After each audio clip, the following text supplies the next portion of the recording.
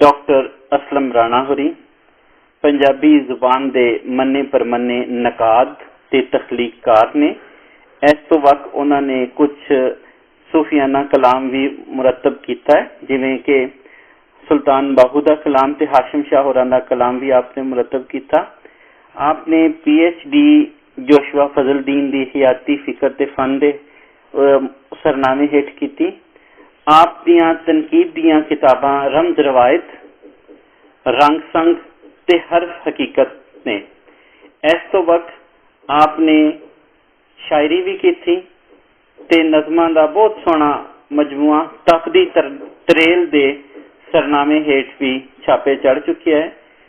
Doctor Aslam Rana होरां दी हयाती ते उन्हां दे फिक्र ते फन दे उत्ते PhD की हुई है। GC यूनिवर्सिटी फैसलाबाद दे ही एक स्टाफ सोबिया असलम होरा ने उन्हां दे उत्ते PhD की हुई है। डॉक्टर असलम राणा होरी आरी बंदे सन, पंजाबी जुबान और अदब दे हवाले नाल ढेर काम कीता ते ढेर सारे लोकां नूं इस पासे भी लैके आए।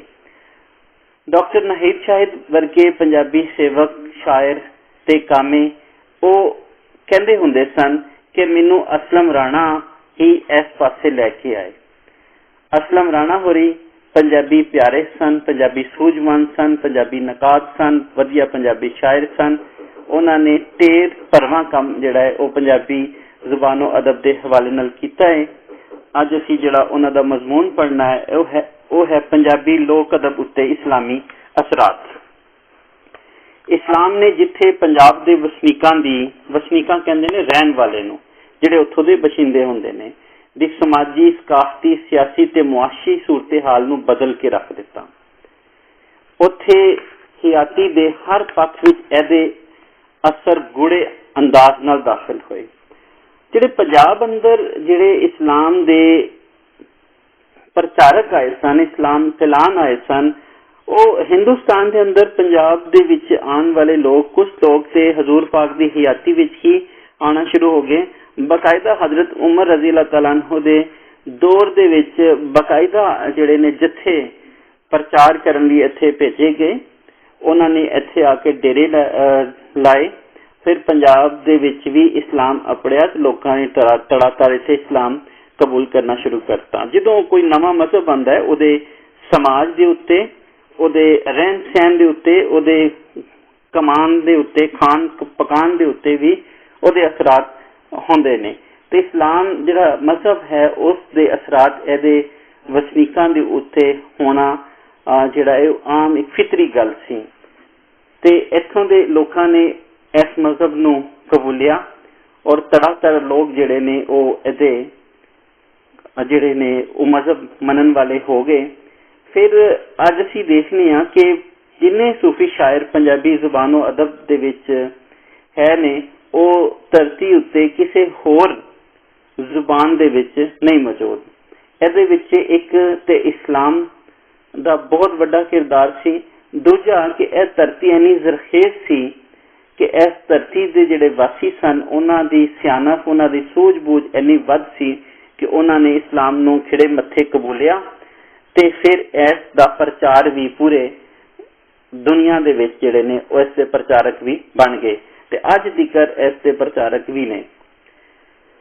डॉक्टर असलम राणा होरां ने लोक अदब के हवाले नाल जिहड़ी गल कीती है, जिवें असीं देखने कि अज इस्लाम नूं 1443 वरे हो चुके ने ते इस 1443 वरियां दे विच कई 14 सदियां दा जिहड़ा जमाना है ਉਹਦੇ ਉੱਤੇ ਉਹਦੇ ਵਿੱਚ ਲੋਕ ਅਦਬ ਜਿਹੜਾ ਤਖਲੀਕ ਹੋਇਆ, ਜਿਹੜਾ ਲੋਕ ਅਦਬ ਲਿਖਿਆ ਗਿਆ। ਤੁਹਾਨੂੰ ਯਾਦ ਹੋਏ ਕਿ ਲੋਕ ਅਦਬ ਕੋਈ ਬੰਦਾ ਨਹੀਂ ਲਿਖਦਾ, ਸਗੋਂ ਇਹ ਸੀਨਾ ਬਸੀਨਾ ਚੱਲਦੀਆਂ, ਕਿਉਂਕਿ ਇਹਦੇ 'ਚ ਦਾਨਿਸ਼ ਦੀਆਂ ਮਤ ਦੀਆਂ ਗੱਲਾਂ ਹੋਣ ਦੇ ਨਾਲ ਨਾਲ ਸਾਡੇ ਸਮਾਜ ਦੀ ਜਿਹੜੀ ਪੱਕੀ ਠੱਠੀ ਜਿਹੜੀ ਗੱਲ ਹੈ ਉਹ ਵੀ ਇਹਦੇ ਵਿੱਚ ਮੌਜੂਦ ਹੁੰਦੀ ਹੈ, ਕਿਉਂਕਿ ਇਹਦੇ 'ਚ ਦਾਨਿਸ਼ ਹੁੰਦੀ ਹੈ। ਇਹਦੇ ਵਿੱਚ ਪੂਰੀ ਲੋਕਾਂ ਦਾ ਸ਼ਊਰ ਨਜ਼ਰ ਆਉਂਦਾ ਹੈ ਔਰ ਇਹਦਾ ਕੋਈ ਇੱਕ ਬੰਦਾ ਇਹਨੂੰ ਨਹੀਂ ਲਿਖਦਾ, ਸਗੋਂ पूरा समाज ही इनू लिख रहा होंदा है। इंज ही साडे सूफी शायरां दी शायरी ते दूजे मुसलमानां लिखारियां दी लिखतां नूं वेखीए ते इस रंग दे भरवें परछावें नजर आउंदे ने।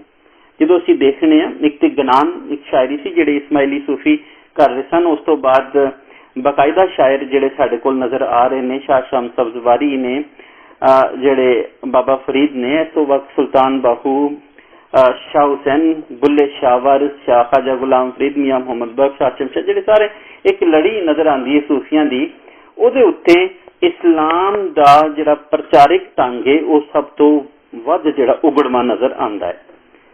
यह सब कुछ उन्हां उच्च पद्धर दे शायरा, उच्च पद्धर दे हुंदे ने दा मतलब है कि सब तो वधिया उच्चे दे आला मुकाम वाले जिहड़े लोग ने, शायरां ते अदीबां दी इलमी ते शौरी कोशिशां दा नतीजा सी कि वो एक इलमी ते शौरी कोशिश जिहड़ी है उन्हां ने अपनी अकल दे नाल वो जतन नूं कबूलिया, वो जतन कीते।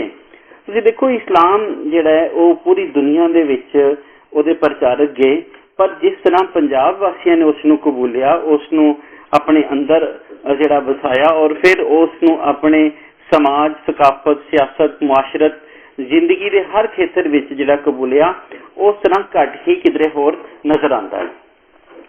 जे पंजाबी लिखतां विच इस्लामी कदरां दे रंग जाहिर होना शुरू हो गए, इस दे नाल नाल लोक फनकारां दा कमाल भी बड़ा उचेरा है, बड़ा अहम है, बड़ा उच्चा है, बहुत वधिया है, बहुत वड्डा है। भई उन्होंने किसी ज़ाहिरी ते शौरी तरबियत नूं बगैर इस्लामी समाज ते नज़रिए दे एहसास ते जज्बे नूं अपने फन विच इंज परोया भई अज यह गीत, बोलियां, अखान ते बातां साडी रत विच रच गईयां ने, रत विच लहू विच रच गई। यानी जिहड़े गीत लिखे जा रहे सन लोक अदब के हवाले नाल, बोलियां सन, जिहड़े अखान सन, जिहड़े साडी रहतल, जिहड़े सी रोजमर्रा जिहड़ी गलबात करदे सन, उहदे विच इस्लामिक रंग ढंग इन्ना को रच मच गया कि वह साडे लहू का हिस्सा नजर बन गया। इन्हां सारियां गल्लां नूं सामने रखिए ते साडे लोक अदब विच मजहब के मुतालिक जिहड़े तसव्वुरां, इतकादां ते रवायतां दा जिक्र लभदा है, वह मजहब के उस अदब नूं पेश करदा है जिस नूं लोकां ने मजहब की हैसियत नाल अपनी हयाती दे हर पहलू उत्ते ना सिर्फ कबूलिया सगों तारी कीता। यानी उन्होंने अपने उत्ते इस तरह कर लिया कि उन्होंने जिंदगी का एक हिस्सा बन गया। साडे लोक अदब विच लोक गीत, लोक वारां, अखान ते बातां वगैरह शामिल ने। इन्हां उत्ते भी इस्लाम ने उंजे ही असर पाया जिवें साडी हयाती दे हर पक्ष नूं मुतासिर कीता। पक्ष कहंदे ने पहलू नूं, क्यों जे यह लोग सिनफा साडी हयाती दियां आकाश ते अमीन ने। आकाश ने जिन्हां दे झलकियां मिलदियां ने, साडी जिंदगी दियां चलकारियां मिलदियां ने। अमीन ने अमानतदार ने ते साडे समाज दियां जीउंदियां जागदियां मूरतां, शक्लां ने कि साडे समाज दी जिहड़ी शक्ल वेखणी होए ते ਉਹਦੇ ਵਿੱਚ ਨਜ਼ਰ ਆ ਜਾਂਦਾ ਹੈ ਉਹਨਾਂ ਸਾਡੀਆਂ ਲੋਕ ਗੀਤਾਂ 'ਚ, ਸਾਡੇ ਵਾਰਾਂ 'ਚ, ਅਖਾਣ 'ਚ, ਬੋਲੀਆਂ 'ਚ, ਸਾਡੇ ਲਿਖੇ ਹੋਏ ਮਾਈਏ ਟੱਪਿਆਂ ਦੇ ਵਿੱਚ। ਇਸ ਲਈ ਇਹਨਾਂ ਵਿੱਚ ਇਸਲਾਮ ਦੇ ਉੱਚੇ ਤੇ ਆਲਾ ਆਦਰਸ਼ ਕਹਿੰਦੇ ਨੇ, ਜਿਹੜੀ ਮਿਸਾਲੀ ਆਈਡੀਅਲਿਸਟਿਕ ਅਪਰੋਚ ਹੈ ਜਿਹੜੀ ਸਾਡੀ ਕਿਸੇ ਵੀ ਚੀਜ਼ ਦੇ ਚਲਕਾਰੇ ਲੱਭਦੇ ਨੇ। ਮਜ਼ਹਬ ਦਾ ਅਕਸ ਕਿਸੇ ਨਾ ਕਿਸੇ ਤੌਰ ਤੇ ਆਪਣੀ ਕਿਸੇ ਵੀ ਹੈਸੀਅਤ ਨਾਲ ਲੋਕ ਅਦਬ ਵਿੱਚ ਥਾਂ ਤੇ ਵਿਖਾਲੀ ਦਿੰਦਾ, ਮਤਲਬ ਹਰ ਥਾਂ ਤੇ ਸਾਨੂੰ ਵਿਖਾਲੀ ਦਿੰਦਾ ਨਜ਼ਰ ਆਉਂਦਾ ਹੈ ਕਿ ਲੋਕ ਅਦਬ ਸਾਡੀ ਹਯਾਤੀ ਦਾ ਹਿੱਸਾ। ਜਿਵੇਂ ਤੁਸੀਂ ਦੇਖਿਆ ਕਿ ਜਿਹੜਾ ਲੋਕ ਅਦਬ ਹੈ ਉਹ ਅਸਲ ਵਿੱਚ ਸਾਡੀ ਹਯਾਤੀ ਦੀ ਝਲਕ ਹੁੰਦੀ ਹੈ, ਔਰ ਇਹ ਜਿਹੜੀ ਝਲਕ ਹੈ ਇਸਲਾਮ ਦੇ ਆਉਣ ਤੋਂ ਬਾਅਦ ਝਲਕ ਜਿਹੜੀ ਉਹ ਬਦਲ ਗਈ। ਪਹਿਲੇ ਜਿਹੜੇ ਖਿਆਲਾਤ ਸਨ, ਪਹਿਲੇ ਜਿਹੜੇ ਸੋਚ ਸਨ, ਉਹ ਉਸ ਤੋਂ ਮੁਤਾਸਿਰ ਹੋ ਗਈਆਂ। ਲੋਕ ਗੀਤਾਂ ਵਿੱਚ ਵੱਖੋ ਵੱਖ ਧਿਰਾਂ ਦੇ ਹਿਸਾਬ ਨਾਲ ਸਿਨਫਾਂ ਮੌਜੂਦ ਨੇ। ਇਹ ਇਨਸਾਨ ਦੇ ਜੰਮਣ ਤੋਂ ਲੈ ਕੇ ਮਰਨ ਤੀਕਰ ਦੇ ਵੇਲਿਆਂ ਦੀ ਤਰਜਮਾਨੀ ਕਰਦੀਆਂ ਨਜ਼ਰ ਆਉਂਦੀਆਂ ਨੇ। ਉਂਝ ਤੇ ਇਹਨਾਂ ਲੋਕ ਗੀਤਾਂ ਦੇ ਵੰਨ ਸੁਵੰਨੇ ਫੁੱਲ ਆਫ ਵੈਰਾਈਟੀ, ਮਤਨਵੂ ਜਿਹਨੂੰ ਅਸੀਂ ਕਹਿੰਦੇ ਹਾਂ, ਮੌਜ਼ੂ ਵੰਨ ਸੁਵੰਨੇ ਮਜ਼ਮੂਨ ਤੇ ਵੰਨ ਸੁਵੰਨੇ ਪਹਿਲੂ ਨੇ। ਪਰ ਜਿਹੜੀਆਂ ਸਿਨਫਾਂ ਬਹੁਤੀਆਂ ਮਸ਼ਹੂਰ ਹੋਈਆਂ ਤੇ ਜਿਨ੍ਹਾਂ ਨੇ ਲੋਕਾਂ ਕੋਲੋਂ ਪਸੰਦੀਦਗੀ ਦੀ ਸਨਦ ਹਾਸਿਲ ਕੀਤੀ, ਉਹਨਾਂ ਵਿੱਚ ਲੋਰੀ, ਥਾਲ, ਕਿਕਲੀ, ਗਿੱਧਾ, ਘੋੜੀਆਂ, ਸੁਹਾਗ, ਮਾਈਆ, ਬੋਲੀਆਂ, ਢੋਲੇ, ਜੁਗਨੀ, ਝੂਮਰ, ਨਾਚ ਵੀ ਹੈ ਤੇ ਗੀਤ ਵੀ ਹੈ, ਛੱਲਾ, ਦੋੜੇ, ਰਾਗਾਂ, ਸੁਰਾਂ ਜਾਂ ਸੱਦਾਂ, ਝੋਕ ਜਾਂ ਟੋਕ ਤੇ ਝੋਲਾ ਵਗੈਰਾ ਸ਼ਾਮਿਲ ਨੇ। ਪਹਿਲੋਂ ਅਸੀਂ ਲੋਕ ਗੀਤਾਂ ਦੀਆਂ ਵੱਖ-ਵੱਖ ਸਿਨਫਾਂ ਵਿੱਚ ਮਜ਼ਹਬੀ ਅਸਰ ਦੇ ਜਿਹੜੇ ਝਲਕਾਰੇ ਮਿਲਦੇ ਨੇ ਉਹਨਾਂ ਬਾਰੇ ਗੱਲ ਕਰਾਂਗੇ। ਲੋਕ ਗੀਤਾਂ ਦੀਆਂ ਵੱਖ-ਵੱਖ ਯਾਨੀ ਅਲੱਗ-ਅਲੱਗ ਜਿਹੜੀਆਂ ਸਿਨਫਾਂ ਨੇ, ਉਹਨਾਂ ਤੇ ਮਜ਼ਹਬੀ ਅਸਰਾਤ ਦੇ ਜਿਹੜੇ ਝਲਕਾਰੇ ਮਿਲਦੇ ਨੇ, ਜਿਹੜੀ ਸ਼ਕਲ ਮਿਲਦੀ ਹੈ, ਜਿਹੜਾ ਅਕਸ ਮਿਲਦਾ ਹੈ, ਉਹਨਾਂ ਬਾਰੇ ਦੇਖਣੇ। ਇਹਦਾ ਮੁੱਢ ਕਹਿੰਦੇ ਨੇ ਇਬਤਦਾ ਕਰਨਾ। ਅਸੀਂ ਲੋਰੀ ਤੋਂ ਬਣਦੇ ਹਾਂ। ਇਨਸਾਨ ਜਿੱਥੇ ਵੀ ਹੋਏਗਾ ਪਿਆਰ ਮੁਹੱਬਤ ਦੇ ਸੂਮੇ ਜ਼ਰੂਰ ਪੁੱਟਣਗੇ, ਕਿ ਉੱਥੇ ਕਹਿੰਦੇ ਜਿਹੜਾ ਮੁਹੱਬਤ ਜਿਹੜੀ ਉਹ ਪੁੰਗਣਾ ਸ਼ੁਰੂ ਹੋ ਜਾਏਗੀ, ਉਗਣਾ ਸ਼ੁਰੂ ਹੋ ਜਾਏਗੀ ਮੁਹੱਬਤ। ਇਸ ਪਿਆਰ ਤੇ ਮੁਹੱਬਤ ਵਿੱਚ ਜਮਨ ਤੋਂ ਤੇ ਉੱਤੇ ਉੱਚਾ ਤੇ ਨਵੇਕਲਾ ਜਜ਼ਬਾ ਮਾਂ ਦੀ ਮਮਤਾ ਦਾ ਹੈ। ਕਹਿੰਦਾ ਜਿਹੜੀ ਪਿਆਰ ਤੇ ਮੁਹੱਬਤ ਵਿੱਚ ਸਭ ਤੋਂ ਜਿਹੜਾ ਉੱਚਾ ਤੇ ਨਵੇਕਲਾ ਨਵਾਂ ਜਜ਼ਬਾ ਮਾਂ ਦੀ ਮਮਤਾ ਦਾ। ਇਸ ਤੋਂ ਵੱਧ ਲਤੀਫ ਸ਼ੈ ਜਿਹੜੀ ਬਹੁਤ ਹੀ ਅੱਛੀ ਵਧੀਆ ਪਕੀਜ਼ਾ ਜਿਹੜੀ ਸ਼ੈ ਇਸ ਦੁਨੀਆ ਵਿੱਚ ਬੰਦੇ ਨੂੰ ਕਦੀ ਨਸੀਬ ਨਹੀਂ ਹੁੰਦੀ। ਮਾਂ ਦੀਆਂ ਸਦਨਾਂ ਤੇ ਚਾਹ ਦੁਆਵਾਂ ਦਾ ਰੂਪ ਧਾਰ ਲੈਂਦੇ ਨੇ ਤੇ ਬੇਖਤਿਆਰ ਉਹਦੇ ਬੁੱਲਾਂ ਤੇ ਇਹ ਬੋਲ ਫਿਰਕਣ ਲੱਗਦੇ ਨੇ, ਇਹ ਬੋਲ ਨਜ਼ਰ ਆਉਂਦੇ ਨੇ। ਜਿਹੜੀਆਂ ਮਾਂ ਦੀਆਂ ਸਾਰੀਆਂ ਸਦਰਾਂ ਖਾਹਿਸ਼ਾਂ ਨੂੰ ਜਿਹੜੀਆਂ ਉਹ ਦੁਆਵਾਂ ਰੂਪ, ਉਹ ਕੀ ਕਹਿੰਦੀ ਹੈ ਮਾਂ? ਕੀ ਲੋਰੀ ਦੱਸਦੀ ਹੈ, ਅੱਲਾ ਤੂੰ ਵਾਲੀ ਤੂੰ ਦਿੱਤਾ ਹੀ ਤੇ ਪਾਲੀ ਤੂੰ। ਹੁਣ ਇਹਦੇ ਚ ਤੁਸੀਂ ਦੇਖੋ ਕਿ ਇਹਦੇ ਵਿੱਚ ਜਿਹੜੀਆਂ ਮਾਂ ਦੀਆਂ ਸਦਰਾਂ ਨੇ, ਖਾਹਿਸ਼ਾਂ ਨੇ, ਉਹਦੀਆਂ ਜਿਹੜੀਆਂ ਦੁਆਵਾਂ ਨੇ, ਅਸੀਸਾਂ ਨੇ, ਉਹ ਨਜ਼ਰ ਆਉਂਦੀਆਂ ਨੇ। ਪਰ ਇਹਦੇ ਨਾਲ ਜੇ ਅਸੀਂ ਲੋਰੀ ਦੇ ਹਵਾਲੇ ਨਾਲ ਗੱਲ ਕਰੀਏ ਤੇ ਅੱਲਾ ਤੂੰ ਵਾਲੀ ਤੂੰ ਦਿੱਤਾ ਹੀ ਤੇ ਪਾਲੀ ਤੂੰ, ਇਹ ਉਸ ਵੇਲੇ ਦੀ ਵੀ ਗੱਲ ਹੈ ਜਦੋਂ ਬਹੁਤ ਜ਼ਿਆਦਾ ਬਿਮਾਰੀਆਂ ਸਨ, ਵਬਾਵਾਂ ਸਨ, ਔਰ ਇਹ ਵਬਾਵਾਂ ਦੇ ਨਾਲ ਜਿਹੜੇ ਨੇ ਉਹ ਬਹੁਤ ਜ਼ਿਆਦਾ ਬੱਚੇ ਛੋਟੀ ਉਮਰ ਦੇ ਵਿੱਚ ਯਾਨੀ ਕਿ ਆਪਣੇ ਪਹਿਲੇ ਸਾਲ ਮੁਕੰਮਲ ਕਰਨ ਤੋਂ ਪਹਿਲਾਂ ਹੀ ਫੌਤ ਹੋ ਜਾਂਦੇ ਸਨ, ਖਤਮ ਹੋ ਜਾਂਦੇ ਸਨ। ਤੇ ਫਿਰ ਜਦੋਂ ਇਸਲਾਮ ਦਾ ਪ੍ਰਚਾਰਕ ਇੱਥੇ ਆਇਆ, ਇਸਲਾਮ ਦੇ ਫੈਲੇ, ਤੇ ਉਹਨਾਂ ਨੇ ਫਿਰ ਜਿਹੜੀ ਦੁਆ ਹੈ ਉਹਦੇ ਵਿੱਚ ਅੱਲਾ ਨੂੰ ਸ਼ਾਮਿਲ ਕਰ, ਅੱਲਾ ਤੂੰ ਵਾਲੀ ਤੂੰ ਦਿੱਤਾ ਹੀ ਤੇ ਪਾਲੀ ਤੂੰ, ਕਿ ਯਾਨੀ ਉਹਨਾਂ ਨੇ ਫਿਰ ਸਾਰੀਆਂ ਦੁਆਵਾਂ ਆਪਣੇ ਰੱਬ ਕੋਲੋਂ ਮੰਗਣੀਆਂ ਸ਼ੁਰੂ ਕੀਤੀਆਂ।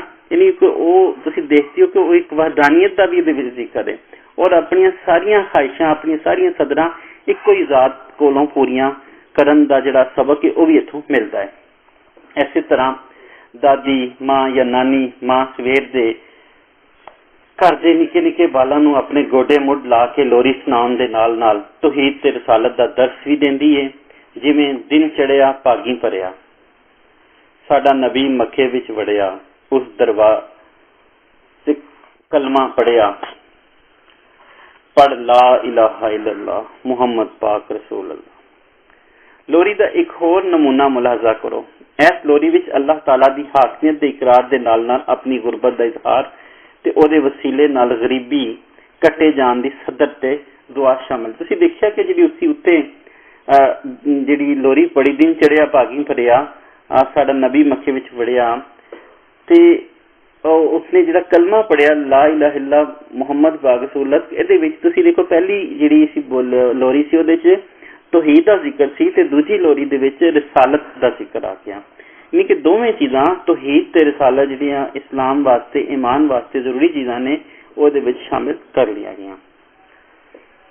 ਲੋਰੀ ਦਾ ਇੱਕ ਹੋਰ ਨਮੂਨਾ ਮੁਲਾਜ਼ਾ ਕਰੋ। ਇਸ ਲੋਰੀ ਵਿੱਚ ਅੱਲਾਹ ਤਾਲਾ ਦੀ ਹਾਕਮੀਅਤ ਦੇ ਇਕਰਾਰ ਦੇ ਨਾਲ ਆਪਣੀ ਗੁਰਬਤ ਦਾ ਇਜ਼ਹਾਰ ਤੇ ਉਹਦੇ ਵਸੀਲੇ ਨਾਲ ਗਰੀਬੀ ਕੱਟੇ ਜਾਣ ਦੀ ਸਦਰ ਤੇ ਦੁਆ ਸ਼ਾਮਿਲ ਹੈ।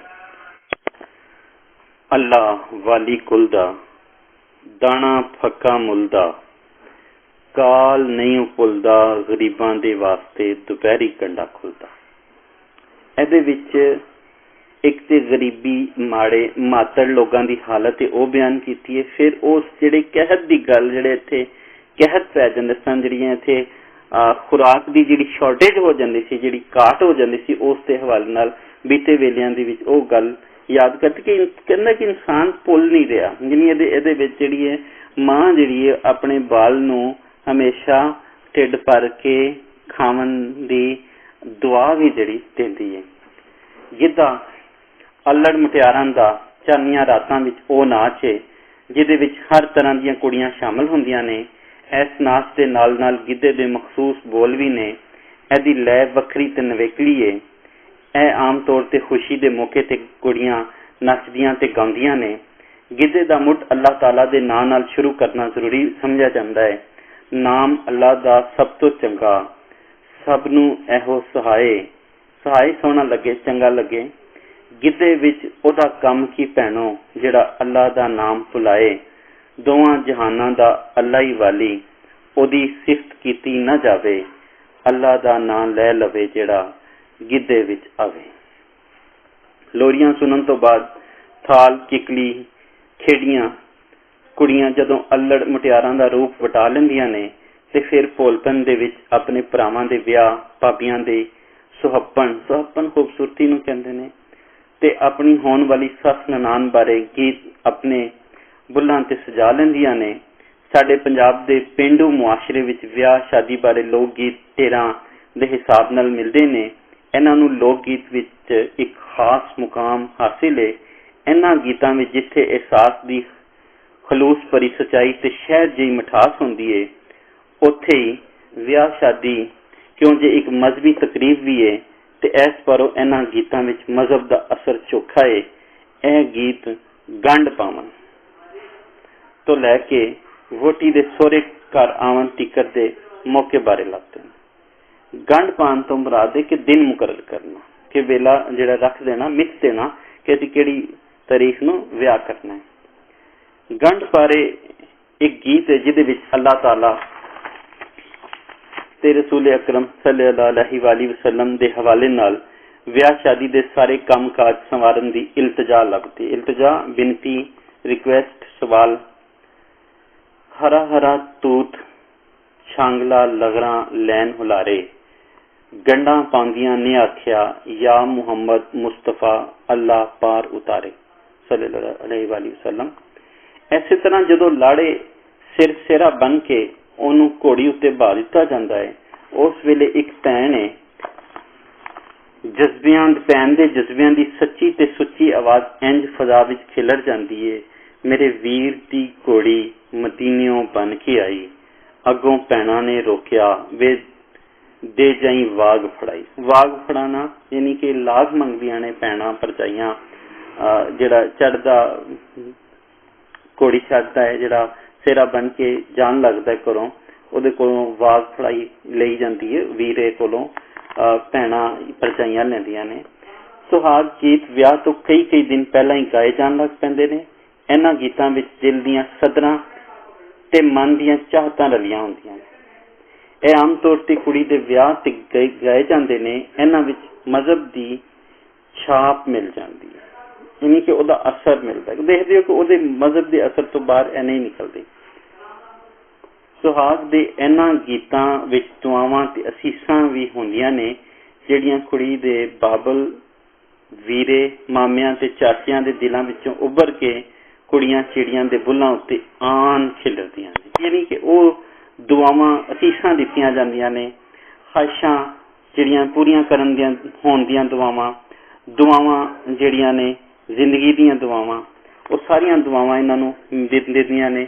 ਫਿਰ ਇਹਦੇ ਨਾਲ ਕੁੜੀ ਦੇ ਬਾਬਲ ਪਿਓ ਜਿਹੜੇ ਨੇ, ਕੁੜੀ ਦਾ ਪਿਓ ਜਿਹੜਾ ਹੈ, ਵੀਰੇ ਜਿਹੜੇ ਨੇ, ਭਰਾ, ਮਾਮੇ ਤੇ ਚਾਚੇ ਜਿਹੜੇ ਨੇ, ਉਹ ਵੀ ਉਹਨਾਂ ਨੂੰ ਦੁਆਵਾਂ ਦੇ ਰਹੇ ਨੇ।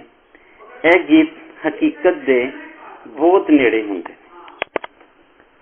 ਡਾਕਟਰ ਅਸਲਮ ਰਾਣਾ ਹੋਰਾਂ ਨੇ ਪੰਜਾਬੀ ਲੋਕ ਗੀਤਾਂ ਵਿੱਚ ਇਸਲਾਮ ਦੇ ਅਸਰਾਤ ਦੇ ਹਵਾਲੇ ਨਾਲ ਪਹਿਲੇ ਲੋਰੀ ਦੇ ਹਵਾਲੇ ਨਾਲ ਗੱਲ ਕੀਤੀ।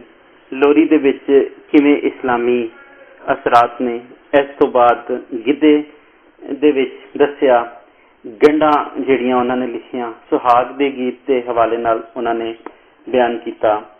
ਫਿਰ ਕੁੜੀਆਂ ਚਿੜੀਆਂ ਜਿਹੜੀ ਗੀਤ ਗਾਉਂਦੀਆਂ ਨੇ, ਉਹਦੇ ਵਿੱਚ ਬਾਕੀ ਅੰਗਾਂ ਸਾਕਾਂ ਦਾ ਕੀ ਕਿਰਦਾਰ ਹੁੰਦਾ ਹੈ, ਉਹਨਾਂ ਵਾਸਤੇ ਜਿਹੜੀਆਂ ਦੁਆਵਾਂ ਨੇ, ਉਹ ਜਿਹੜੀਆਂ ਅਸੀਸਾਂ ਨੇ, ਉਹ ਇਹਦੇ ਵਿੱਚੋਂ ਨਜ਼ਰ ਆਉਂਦੀਆਂ ਨੇ। ਇਹ ਗੀਤ ਹਕੀਕਤ ਦੇ ਬਹੁਤ ਨੇੜੇ ਹੁੰਦੇ ਨੇ ਤੇ ਇਹਦੇ ਨਾਲ ਇਹ ਆਪਣੀ ਭੈਣ ਤੇ ਸਹੇਲੀ ਦੇ ਰੰਗ ਰੂਪ, ਹੁਸਨ, ਜਵਾਨੀ ਤੇ ਸੀਰਤ ਨੂੰ ਸਲਾਹਿਆ ਜਾਂਦਾ ਹੈ। ਕਿਸੇ ਨੂੰ ਸਲਾਹਣਾ ਯਾਨੀ ਕਿ ਉਹਦੀ ਬਿਹਤਰੀ ਦੀ ਤਾਰੀਫ ਕਰਨਾ, ਉਹਦੀ ਤਾਰੀਫ ਕਰਨਾ। ਮਾਈਆ ਪੰਜਾਬੀ ਲੋਕ ਗੀਤ ਵਿੱਚ ਇੱਕ ਅਹਿਮ ਸਿਨਫ ਹੈ। ਇਹਦੇ ਹਵਾਲੇ ਨਾਲ ਡਾਕਟਰ ਅਸਲਮ ਰਾਣਾ ਹੋਰੀ ਆਪਣੇ ਵਿਚਾਰ ਸਾਂਝੇ ਕਰਦੇ ਨੇ। ਮਾਈਆ ਆਪਣੀਆਂ ਮੌਜੂਦਾ ਮਾਹਨਿਆਂ ਵਿੱਚ ਲੋਕ ਗੀਤਾਂ ਦੀ ਉਸ ਸਿਨਫ ਨੂੰ ਕਹਿੰਦੇ ਨੇ ਜਿਹੜੀ ਸਦੀਆਂ ਤੋਂ ਪੰਜਾਬ ਵਿੱਚ ਮਕਬੂਲ ਤੇ ਰਾਇਜ ਹੈ। ਆਮ ਤੌਰ ਤੇ ਮਾਈਏ ਦੇ ਮਜ਼ਮੂਨ ਇਸ਼ਕੀਆ ਤੇ ਰੁਮਾਨੀ ਹੁੰਦੇ ਨੇ, ਪਰ ਇਹ ਸਿਨਫ ਦੇ ਬਹੁਤੇ ਮਕਬੂਲ ਹੋਣ ਪਾਰੋਂ ਇਹਦੇ ਵਿੱਚ ਨਸੀਹਤਾਂ ਭਰੇ ਤੇ ਨਾਟੀਆ ਰੰਗ ਦੇ ਮਾਈਏ ਵੀ ਮਿਲ ਜਾਂਦੇ ਨੇ। ਮਕਬੂਲ ਹੋਣਾ, ਮਸ਼ਹੂਰ ਹੋਣਾ, ਸ਼ੋਹਰਤ ਰੱਖਣਾ, ਇਹ ਇਸ ਗੱਲ ਦਾ ਸਭ ਤੋਂ ਵੱਡਾ ਸਬੂਤ ਹੈ ਭਈ ਇਹ ਸਿਨਫ ਜਿਹੜੀ ਕਿ ਸ਼ਾਇਦ ਇਸਲਾਮ ਦੇ ਇੱਥੇ ਆਉਣ ਤੋਂ ਪਹਿਲੋਂ ਵੀ ਲੋਕਾਂ ਦੇ ਜ਼ਿਹਨਾਂ ਤੇ ਦਿਲਾਂ ਨੂੰ ਗਰਮਾਉਂਦੀ ਤੇ ਬੁੱਲਾਂ ਉੱਤੇ ਥਰਕਦੀ ਰਹਿੰਦੀ ਸੀ, ਇਸਲਾਮ ਦੇ ਪੰਜਾਬ ਵਿੱਚ ਆਉਣ ਤੋਂ ਬਾਅਦ ਇਹਦਾ ਅੰਦਾਜ਼ ਤਾਂ ਨਹੀਂ ਬਦਲਿਆ, ਪਰ ਇਹਦੇ ਵਿੱਚ ਮਜ਼ਹਬੀ ਰੰਗ ਵੀ ਆ ਗਿਆ ਹੈ। ਜਿਵੇਂ ਕਿ ਮਿਸਾਲ ਵਜੋਂ ਸੜਕੇ ਤੇ ਲਾਰੀਆਂ, ਅੱਗੇ ਨੇ ਰਸੂਲ ਅੱਲਾ, ਪਿੱਛੇ ਖਲਕਤ ਸਾਰੀਆਂ। ਆਪਣੇ ਮਹਿਬੂਬ ਦੀ ਖੈਰ ਲਈ ਅੱਲਾ ਕੋਲੋਂ ਫਜ਼ਲ ਦੀ ਦੁਆ ਬਾਰੇ ਇੱਕ ਮਈਏ ਦਾ ਰੂਪ ਮੁਲਾਹਜ਼ਾ ਕਰੋ। ਮੀਂਹ ਵਸ ਗਿਆ ਬਾਰਾਂ ਤੇ, ਅੱਲਾ ਸਾਈਂ ਫਜ਼ਲ ਕਰੇ ਪਰਦੇਸੀਆਂ ਯਾਰਾਂ ਤੇ। ਇਸ ਮਈਏ ਵਿੱਚ ਮਜ਼ਹਬ ਦੇ ਹਵਾਲੇ ਨਾਲ ਰਸੂਲ ਅਕਰਮ ਸੱਲੱਲਾਹੁ ਅਲੈਹਿ ਵਸੱਲਮ ਤੋਂ ਪਹਿਲਾਂ ਗੁਜ਼ਰੇ ਹੋਏ ਪੈਗੰਬਰਾਂ ਦੇ ਜਿਹੜੇ ਵਾਕਿਏ ਕੁਰਾਨ ਪਾਕ ਵਿੱਚ ਮੌਜੂਦ ਨੇ, ਉਹਨਾਂ ਦੇ ਹਵਾਲੇ ਨਾਲ ਗੱਲ ਕੀਤੀ ਹੈ। ਆਰੀ ਤੇ ਆਰੀਏ, ਇੱਕਦਮ ਯੂਸਫ ਦਾ ਸਰਾ ਮਿਸਰ ਵਪਾਰੀ। ਇਹਦੇ ਵਿੱਚ ਤਲਮੀਹੀ ਅੰਦਾਜ਼ ਨਾਲ ਹਜ਼ਰਤ ਯੂਸਫ ਅਲੈਹਿਸਲਾਮ ਦੇ ਬਾਜ਼ਾਰ ਵਿਕਣ ਦੇ ਜਿਹੜੇ ਕਿੱਸੇ ਨੂੰ, ਪੂਰੇ ਦੇ ਪੂਰੇ ਕਿੱਸੇ ਨੂੰ ਬਿਆਨ ਕਰ ਦਿੱਤਾ ਗਿਆ। ਬੋਲੀਆਂ ਸਾਡੇ ਲੋਕ ਅਦਬ ਦੀ ਇੱਕ ਅਜਿਹੀ ਸਿਨਫ ਹੈ ਜਿਨ੍ਹਾਂ ਨੂੰ ਪੜ੍ਹ ਕੇ ਦੇਸ਼ ਪੰਜਾਬ ਦੇ ਵਸਨੀਕਾਂ ਦੇ ਗਮਾਂ ਤੇ ਖੁਸ਼ੀਆਂ ਦੇ ਜਜ਼ਬੇ ਨਿੱਤਰ ਕੇ ਸਾਹਮਣੇ ਆ ਜਾਂਦੇ ਨੇ। ਇਹਦੇ ਨਾਲ ਪੰਜਾਬੀ ਸਮਾਜ ਦੇ ਰਸਮ ਤੇ ਰਿਵਾਜ ਦੀ ਵੀ ਅੱਖਾਂ ਦੇ ਸਾਹਮਣੇ ਆ ਜਾਂਦੇ ਨੇ। ਲੋਕ ਅਦਬ ਦੀ ਇਸ ਮੂਰਤ ਵਿੱਚ ਹਰ ਵੰਨਗੀ ਦੇ ਜਜ਼ਬੇ ਤੇ ਖਿਆਲ ਸਮਾਏ ਹੁੰਦੇ ਨੇ। ਕਈ ਬੋਲੀਆਂ ਇੰਜ ਦੀਆਂ ਮਿਲ ਜਾਂਦੀਆਂ ਨੇ ਜਿਨ੍ਹਾਂ ਵਿੱਚ ਮਜ਼ਹਬੀ ਰੰਗ ਦੀ ਅਮੇਜ਼ਿਸ਼ ਹੁੰਦੀ ਹੈ। ਅਮੇਜ਼ਿਸ਼ ਹੁੰਦੀ ਹੈ ਮਿਲਣਾ, ਮੁਰੱਕਬ ਹੋਣਾ, ਮਿਲਾ ਦੇਣਾ। ਉੱਥੇ ਅਮਲਾਂ ਦੇ ਹੋਣਗੇ ਨਵੇੜੇ, ਕਿਸੇ ਨੇ ਤੇਰੀ ਜ਼ਾਤ ਪੁੱਛਣੀ। ਉੱਥੇ ਅਮਲਾਂ ਦੇ ਹੋਣਗੇ ਨਵੇੜੇ, ਕਿਸੇ ਨੇ ਤੇਰੀ ਜ਼ਾਤ ਪੁੱਛਣੀ। ਹੁਣ ਬੋਲੀ ਦੇ ਇਹਨਾਂ ਕੁਝ ਲਫ਼ਜ਼ਾਂ ਵਿੱਚ ਕਿੱਡੀ ਵੱਡੀ ਹਕੀਕਤ ਤੇ ਆਖਰਤ ਦਾ ਕਿੰਨਾ ਡੂੰਘਾ ਸ਼ਊਰ ਮਿਲਦਾ ਹੈ। ਇੱਕ ਹੋਰ ਵੰਨਗੀ ਵੇਖੋ, ਅੱਲਾ ਹੂ ਦਾ ਆਵਾਜ਼ਾ ਆਵੇ, ਕੁੱਲੀ ਨੀ ਫਕੀਰ ਦੀ ਵਿੱਚੋਂ। ਢੋਲਾ ਪੰਜਾਬੀ ਦੀ ਲੋਕ ਸ਼ਾਇਰੀ ਦੀ ਖਾਸ ਤੇ ਖੁੱਲੀ ਡੁੱਲੀ ਸਿਨਫ ਹੈ। ਇਹਦੇ ਵਿੱਚ ਇੰਨੇ ਮੌਜੂ ਸ਼ਾਮਲ ਨੇ ਭਈ ਦੂਜੀ ਹੋਰ ਕੋਈ ਸਿਨਫ ਇਹਦਾ ਮੁਕਾਬਲਾ ਨਹੀਂ ਕਰ ਸਕਦੀ। ਇਹਦੇ ਵਿੱਚ ਮਜਾਜ਼, ਇਸ਼ਕ ਮਜਾਜ਼ੀ ਯਾਨੀ ਕਿ ਦੁਨੀਆ ਨਾਲ ਇਸ਼ਕ, ਦੁਨੀਆਦਾਰੀ ਨਾਲ ਇਸ਼ਕ, ਦੁਨੀਆ ਵਾਲਿਆਂ ਨਾਲ ਇਸ਼ਕ, ਕਿਸੇ ਮਰਦ ਤੇ ਸਵਾਨੀ ਦਾ ਇਸ਼ਕ। ਮਾਰਫਤ ਰੱਬ ਨੂੰ ਪਛਾਣਨ ਦਾ ਇਲਮ, ਤਸੱਵੁਫ ਰੱਬ ਨੂੰ ਆਪਣੇ ਅੰਦਰ ਪਾਲਣ ਦਾ ਇਲਮ, ਦਾਸਤਾਨ ਗੋਈ ਯਾਨੀ ਕਿੱਸੇ ਸੁਣਾਉਣ ਦਾ। ਮਰਸੀਆ ਹਜ਼ਰਤ ਇਮਾਮ ਹੁਸੈਨ ਰਜ਼ੀ ਅੱਲਾਹ ਤਆਲਾ ਅਨਹੂ ਦੇ ਹਵਾਲੇ ਨਾਲ ਗੱਲਬਾਤ ਜਿਹੜਾ ਸ਼ੇਰੀ ਸੂਰਤ ਵਿੱਚ ਬਿਆਨ ਕੀਤਾ ਗਿਆ, ਜਾਂ ਕਿਸੇ ਦੇ ਮਰ ਜਾਣ ਦੇ ਉੱਤੇ ਜਿਹੜੇ ਦੁੱਖ ਸੋਗ ਤੇ ਕੈਫੀਅਤ ਦੇ ਵਿੱਚ ਲਿਖਿਆ ਗਿਆ, ਉਸ ਦੇ ਵਿੱਚ ਉਹ ਵੀ ਟੋਲੇ ਦੇ ਮੌਜੂ ਨੇ। ਕਸੀਦਾ ਤਾਰੀਫ ਕਿਸੇ ਦੀ ਲਿਖੀ ਗਈ, ਮਸਨਵੀ ਕਿਸੇ ਕਹਾਣੀਆਂ, ਰਜ਼ਮੀਆਂ ਨਜ਼ਮਾਂ, ਜੰਗ ਜਦਲ ਦੀਆਂ ਨਜ਼ਮਾਂ, ਲੜਾਈਆਂ ਦੇ ਹਾਲ ਹਵਾਲ ਤੇ ਦੇਸ਼ ਤੇ ਬਹਾਦਰ ਪੁੱਤਰਾਂ ਦੇ ਜ਼ਿਕਰ ਲੱਭਦੇ ਨੇ। ਟੋਲੇ ਬਾਰੇ ਖਿਆਲ ਹੈ ਪਈ ਇਹਦਾ ਤਾਲੁਕ ਢੋਲ ਬਾਦਸ਼ਾਹ ਦੀ ਰੁਮਾਨੀ ਦਾਸਤਾਨ ਨਾਲ ਹੈ, ਪਰ ਹੁਣ ਇਹ ਲਫ਼ਜ਼ ਆਪਣੇ ਮਹਿਬੂਬ ਲਈ ਮਖਸੂਸ ਹੋ ਕੇ ਰਹਿ ਗਿਆ। ਇਸ ਲੋਕ ਸਿੰਧ ਵਿੱਚ ਵੰਨ ਸਵੰਨੇ ਮਜ਼ਮੂਨ ਲੱਭਦੇ ਨੇ ਤੇ ਇਸਲਾਮ ਦੀਆਂ ਆਲਾ ਕਦਰਾਂ ਤੇ ਹਦਾਇਤਾਂ ਦੇ ਚਲਕਾਰੇ ਵੀ ਥਾਂ ਥਾਂ ਤੇ ਮਿਲ ਜਾਂਦੇ। ਟੋਲੇ ਦੀ ਵੰਨਗੀ ਵੇਖੋ, ਅਲਿਫ ਅੱਲਾ ਨੂੰ ਕਰਾਂ ਯਾਦ, ਹਮੇਸ਼ਾ ਮੈਨੂੰ ਆਸਰੇ ਹੈਨ ਮੌਲਾ ਪਾਕ ਤੇ। ਉਹ ਕੌਣ ਮਟਾਂਦਾ ਜਿਹੜੇ ਲਿਖੇ ਨੇ ਰੋਜ਼ ਮਿਸਾਕ ਦੇ, ਨਬੀ ਮੁਹੰਮਦ ਸੱਲੱਲਾਹੁ ਅਲੈਹਿ ਵਸੱਲਮ ਪੈਦਾ ਕੀਤੇ ਜਿਸ ਬਾਰੇ ਚਾਹੇ ਮਖਲੂਕਾਤ ਤੇ। ਜੁਗਨੀ ਜਿਹੜਾ ਕਿ ਪੰਜਾਬ ਦਾ ਹਰਮਨ ਪਿਆਰਾ ਹਰ ਕਿਸੇ ਨੂੰ ਪਿਆਰਾ ਲੱਗਦਾ, ਬਹੁਤ ਹੀ ਪਿਆਰਾ ਲੋਕ ਗੀਤ ਹੈ। ਉਹਦਾ ਇੱਕ ਅਜਿਹਾ ਨਮੂਨਾ ਪੇਸ਼ ਹੈ ਜਿਹਦੇ ਵਿੱਚ ਵਿਚਾਰੀ ਜੁਗਨੀ ਥਾਂ ਥਾਂ ਫਿਰਦੀ, ਮਿੱਟੀ ਫਰੋਲਦੀ ਤੇ ਕੇਰਨੇ ਪਾਉਂਦੀ, ਹਰ ਵੇਲੇ ਅੱਲਾ ਦਾ ਨਾਂ ਜਪਦੀ ਹੈ। ਠੀਕ ਹੈ, ਕੇਰਨੇ ਪਾਉਂਦੀ, ਵੈਨ ਪਾਉਂਦੀ, ਉੱਚੀ ਉੱਚੀ ਪੁਕਾਰਦੀ, ਉੱਚੀ ਉੱਚੀ ਕੁਰਲਾਉਂਦੀ ਹੋਈ। ਮੇਰੀ ਜੁਗਨੀ ਦੇ ਧਾਗੇ ਪੰਜ ਬੀਬੀ ਫਾਤਿਮਾ ਦੇ ਫਰਜ਼ੰਦ ਰਜ਼ੀ ਅੱਲਾਹ ਤਆਲਾ ਅਨਹੂ, ਜਿਨ੍ਹਾਂ ਕਰਬਲ ਕੀਤੀ ਜੰਗ, ਦੁਸ਼ਮਣ ਪਾਣੀ ਕਰ ਦਿੱਤੇ ਬੰਦ, ਉਹ ਪੀਰ ਮੇਰਿਆ ਜੁਗਨੀ। ਇਹਨਾਂ ਲੋਕ ਗੀਤਾਂ ਤੋਂ ਅੱਜ ਸੈਂਕੜੇ ਲੋਕ ਗੀਤ पंजाब दी पूरी मिट्टी विचों फुटे हुए आप मुहारे फुल्लां वांगर ने,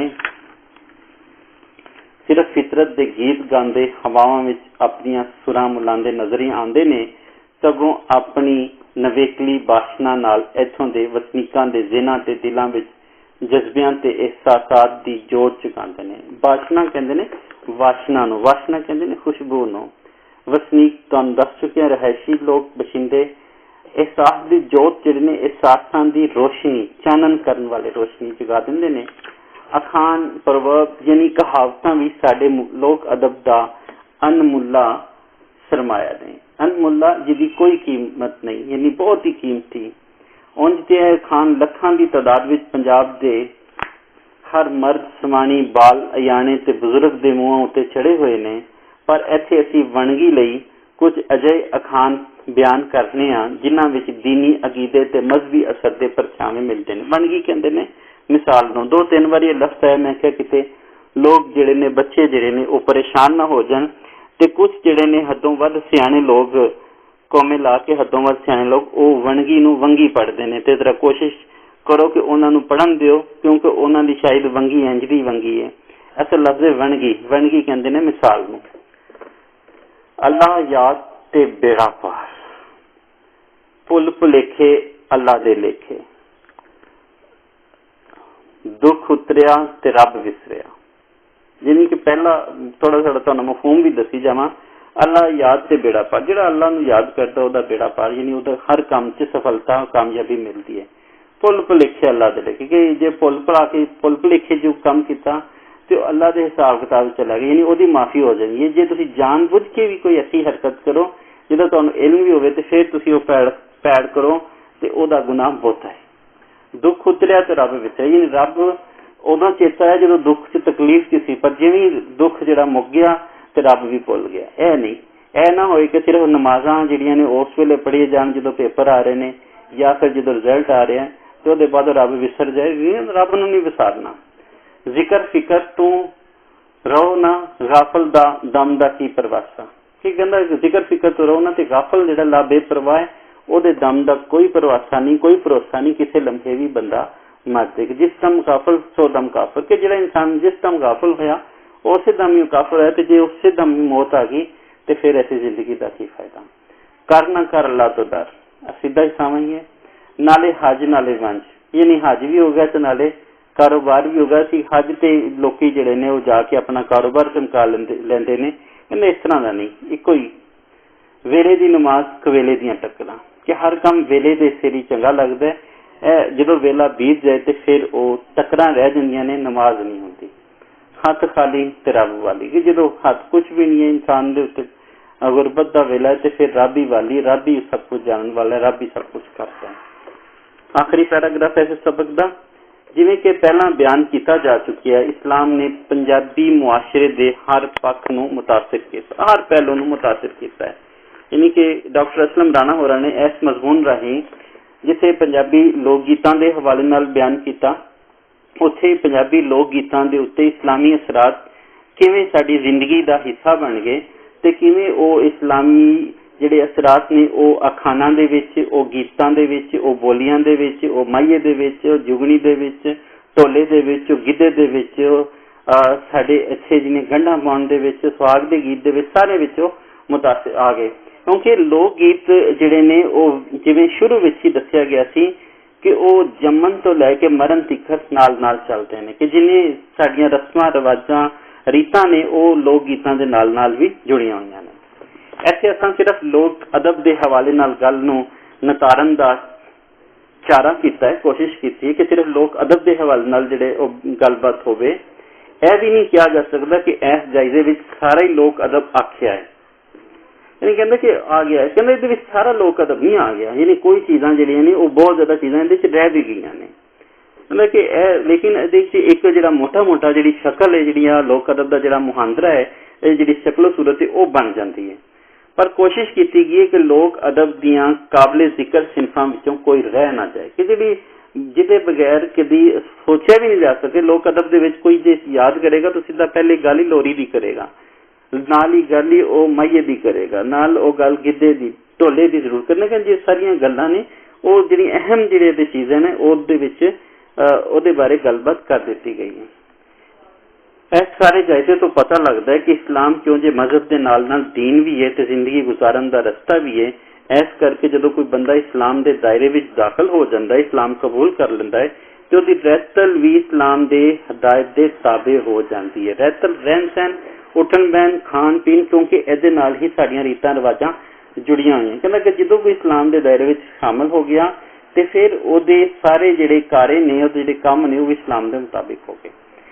ਇਸ ਕਰਕੇ ਪੰਜਾਬੀ ਮੁਆਸ਼ਰੇ ਦਾ ਮੁਆਸ਼ਰਤੀ ਤੇ ਸਮਾਜੀ ਅੰਗ ਇਸਲਾਮ ਦੀਆਂ ਬਰਕਤਾਂ ਤੇ ਹਦਾਇਤਾਂ ਨੂੰ ਉਘੇੜਦਾ ਹੈ। ਉਘੇੜਨਾ ਯਾਨੀ ਵਧਾ ਕੇ ਬਿਆਨ ਕਰਨਾ, ਨੁਮਾਇਆਂ ਕਰ ਦੇਣਾ, ਪ੍ਰੋਮੀਨੈਂਟ ਕਰ ਦੇਣਾ, ਖਾਸ ਕਰ ਦੇਣਾ ਕਿਸੇ ਚੀਜ਼ ਨੂੰ। ਕਿ ਇਸਲਾਮ ਦੀਆਂ ਜਿਹੜੇ ਸਮਾਜੀ ਅੰਗ, ਕਿਉਂਕਿ ਰਹਿਤਲ ਰਹਿਣ ਸਹਿਣ ਔਰ ਸਮਾਜ ਦੇ ਜਿਹੜੇ ਵਰਤਾਰੇ ਨੇ ਉਹ ਇੱਕ ਮਜ਼ਹਬ ਜਿਹੜਾ ਹੈ ਉਹ ਬਦਲ ਕੇ ਰੱਖ ਦਿੰਦਾ ਹੈ। ਇੱਕ ਨਵੇਂ ਮਜ਼ਹਬ ਦੇ ਨਾਲ ਸਾਡੇ ਇੱਥੇ ਦੇ ਜਿਹੜੇ ਸਮਾਜ ਦੇ ਵਿੱਚ ਜਿਹੜੇ ਵਰਤਾਰੇ ਦੇ ਵਿੱਚ ਤਬਦੀਲੀ ਆ ਗਈ। ਕਹਿੰਦਾ ਕਿ ਫਿਰ ਬਰਕਤਾਂ ਤੇ ਹਦਾਇਤਾਂ ਨਾਲ ਨੁਮਾਇਆਂ ਹੋ ਗਏ। ਇਹ ਗੱਲ ਹੱਕੀ ਸੱਚੀ ਹੈ ਕਿ ਇਸਲਾਮ ਨੇ ਇੱਥੇ ਆਣ ਕੇ ਸਾਡੀ ਸਮਾਜੀ, ਸਕਾਫਤੀ ਤੇ ਸਿਆਸੀ ਤਾਰੀਖ ਦੇ ਤਾਰੇ ਬਦਲ ਦਿੱਤੇ, ਰੁਖ ਬਦਲ ਦਿੱਤੇ, ਸਾਡੀ ਡਾਇਰੈਕਸ਼ਨ ਬਦਲ ਦਿੱਤੀ, ਸਾਡੀ ਸਿਮਤ ਬਦਲ ਦਿੱਤੀ ਤੇ ਉਹਨੂੰ ਬੜੀ ਹੱਦ ਤੱਕ ਆਪਣੇ ਰੰਗ ਵਿੱਚ ਰੰਗ ਦਿੱਤਾ। ਇੰਝ ਸਾਡੇ ਸ਼ੇਰ ਤੇ ਅਦਬ ਨੂੰ ਵੀ ਇਸਲਾਮ ਦੀਆਂ ਅਜ਼ੀਮ ਕਦਰਾਂ ਤੇ ਸੋਚਾਂ ਫਿਕਰਾਂ ਨੇ ਉੱਤੇ ਪੱਲਾ ਖਿਲਾਰ ਕੇ ਨਾ ਸਿਰਫ ਬਦਲ ਦਿੱਤਾ, ਸਗੋਂ ਇੱਥੋਂ ਦੇ ਲੋਕ ਅਦਬ ਨੂੰ ਵੀ ਇਸਲਾਮੀ ਰੰਗ ਢੰਗ ਤੇ ਅੰਗ ਵਿੱਚ ਰੰਗ ਦਿੱਤਾ। ਇਹ ਮਜ਼ਮੂਨ ਜਿਹੜਾ ਉਹਨਾਂ ਦੀ ਕਿਤਾਬ ਹਰਫ ਹਕੀਕਤ ਵਿੱਚੋਂ ਲਿਆ ਗਿਆ ਹੈ। ਡਾਕਟਰ ਅਸਲਮ ਰਾਣਾ ਹੋਰਾਂ ਦੀ ਜਿਹੜੀ ਕਿਤਾਬ ਸੀ, ਉਹਨਾਂ ਦੀ ਕਿਤਾਬ ਦਾ ਨਾਂ ਹਰਫ ਹਕੀਕਤ, ਜਿਹਦੇ ਵਿੱਚ ਇਹ ਮਜ਼ਮੂਨ ਲਿਆ ਗਿਆ। ਇਹ ਮਜ਼ਮੂਨ ਸੀ ਤੁਹਾਡਾ ਅੱਜ ਦਾ ਸਿਲੇਬਸ। ਬਾਕੀ ਜ਼ਿੰਦਗੀ ਰਹੀ ਤੇ ਫੇਰ ਕਦੇ।